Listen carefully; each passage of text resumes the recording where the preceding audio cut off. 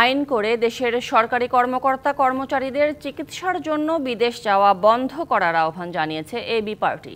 বিকেলে রাজধানীর পল্টনে দলের কেন্দ্রীয় কার্যালয়ে স্বাস্থ্য খাতে দুর্নীতি নিয়ে আয়োজিত সংবাদ সম্মেলনে স্বাস্থ্য উপদেষ্টা বিদেশে চিকিৎসা নিতে যাওয়ায় সমালোচনা করে এই আহ্বান জানায় দলটি। বক্তারা বলেন, বিগত সরকার প্রতিটি খাতকেই দুর্নীতি আর লুটপাটের মাধ্যমে ধ্বংসের দ্বারপ্রান্তে দাঁড় করিয়েছে। এর মধ্যে স্বাস্থ্য খাতের দুর্নীতি জনসাধারণকে সবচেয়ে বেশি ভোগান্তিতে ফেলেছে।